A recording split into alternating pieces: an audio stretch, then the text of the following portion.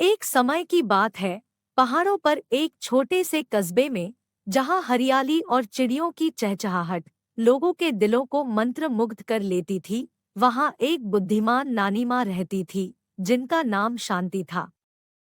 शांति को उनकी समझ और दयालु दिल व उनके सरल और प्यारे स्वभाव के लिए इलाके के सारे बच्चे नानी माँ ही कहकर पुकारते थे। उनकी आंखों की चमक और मुस्कान सबको प्रभावित करती थी, लेकिन उनके अपनेपन से भी ज्यादा उनकी जीवनी से लिए हुए किस्से सभी बच्चों को बहुत लुभावने लगते थे। उनके पास उनके पोते पोतियों को बताने के लिए जिंदगी की सबसे महत्वपूर्ण सीखें थी, और वे ही उनके वह अनमोल मोती थे जिन्हें नानी अपने आंचल में प्यारे बच्चों के लिए छुपाए रखती थी। पहाड़ों पर सर्दी का मौसम था और एक दिन जब शांति नानी लुभावनी धूप का मजा लेने अपने वारंडे पर बैठी, तब उनका पोता और पोती गोपाल व राधा कूदते चहकते उनके पास आए। उनकी आंखों में उत्साह झलक रहा था। नानी नानी, हमें एक कहानी सुनाओ ना। दोनों ने साथ में भागते हुए कहा। नानी शांति मुस्कुराई और उन्हें पास बैठने का इशारा किया। जरूर मेरे प्यारे बच्चों, लेकिन आज की कहानी कोई भी आम कहानी नहीं है। यह मेरे जीवन के उस किस्से से जुड़ी है जिसने मुझे हमारे जीवन के सबसे अनमोल निधि का महत्व और उसे संचित करने की महत्वपूर्ण सीख भी दी। गोपाल और राधा की उत्सुकता और उत्साह और भी ज्यादा बढ़ गया। वे दोनों ही उनकी ओर व्याकुलता से देखने लगे। नानी ने किस्से की शुरुआत करते हुए कहा। एक समय की बात है, जब मैं भी तुम दोनों की ही उम्र की थी, तब मेरी माँ ने हम सभी भाई बहनों में से मुझे एक महत्वपूर्ण कार्य के लिए चुना। कार्य बहुत बड़ा नहीं था, किंतु उसका महत्व उनके लिए बड़ा था। उन्होंने मुझे एक टोकरा गरम गरम खीर हमारे घर से कुछ दूर रहने वाले हमारे मुंहबोले मामा के घर पहुंचाने को कहा, क्योंकि वे वृद्ध थे और उस समय कुछ बीमार भी। गोपाल और राधा उत्सुकता से सुन रहे थे। मैं भी खुशी खुशी मदद करने के लिए उत्सुक थी। शांति ने आगे कहना जारी रखा। इन्हें झोला उठा लिया और कूदती कूदती पहाड़ों के ऊंचे नीचे रास्तों पर निकल गई। कभी चिड़ियों की आवाजें निकालती तो कभी तितलियों के रंग निहारती।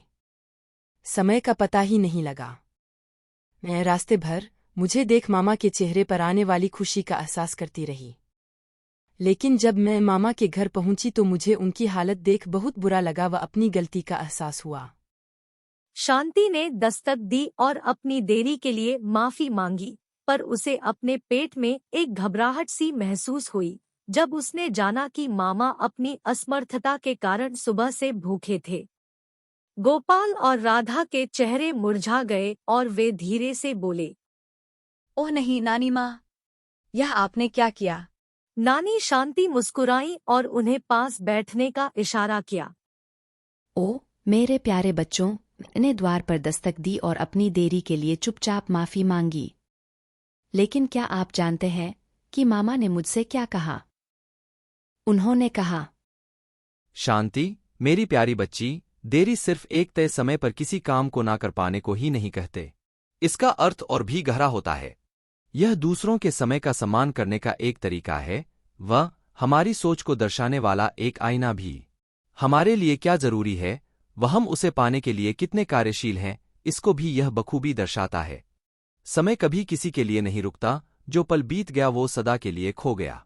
उस दिन से मैंने खुद से वादा किया कि अब मैं हमेशा अपना हर कार्य निर्धारित समय पर ही करूंगी व इस बेशकीमती दौलत को कभी व्यर्थ नहीं जाने दूंगी। राधा और गोपाल गंभीर रूप से सिर झुकाकर शांति की दी हुई शिक्षाओं को समझने का प्रयास कर रहे थे। राधा ने पूछा, लेकिन नानी, हम सदैव समय पर हर काम कैसे कर सकते हैं? अगर हम कभी यह भूल जाएं या ध्यान नहीं रख पाए तो? शांति मुस्कुराई और उनका हाथ पकड़कर उन्हें गले लगा लिया। ओ मेरे प्यारे बच्चों, समय पर रहने का कोई एक तरीका नहीं है। यह तो हमें हमारे कर्मों का ज्ञान वह अपनी जीवन शैली में बदलाव लाने से ही आ जाता है।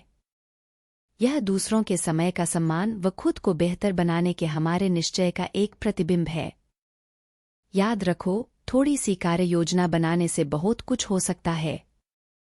तो चाहे वह स्कूल के लिए तैयारी हो, दोस्तों से मिलने जाने का मौका हो या किसी खेल को खेलने के लिए समय निकालना, हमें हमेशा इसे अपनी एक आदत बना लेना चाहिए। यह हमारे चरित्र का प्रतिनिधित्व करता है। नानी ने चमकदार आंखों के साथ कहा। इसके बाद नानी माँ ने अपने पोतों को मजबूती से गले लगाया और वे सब साथ में वारंडे में बैठकर सूरज की गर्मी और एक प्यारी सी नानी की अनमोल जीवन सीख का आनंद लेते रहे। उस दिन के बाद राधा और गोपाल हमेशा समय पर अपने सारे कामों के हो जाने को सुनिश्चित करते और न केवल नानी की शिक्षा का बल्कि दूसरों के समय का सम्मान करना भी सीख गए। खुद समय पर रहो, दूसरों के समय को समझो। यह एक महत्वपूर्ण सीख है जो हमें यह बताती है कि हमें अधिक सफलता पाने के लिए और अपने जीवन में अधिक सुख और शांति बनाए रखने के लिए समय के साथ चलना सीख लेना चाहिए। समय कुदरत का दिया हुआ एक मूल्यवान उपहार है जो भगवान ने हम सब में बराबर बांटा है। जिसने इसके प्रत्येक क्षण को सफल बना लिया, वही इस संसार में जीत गया।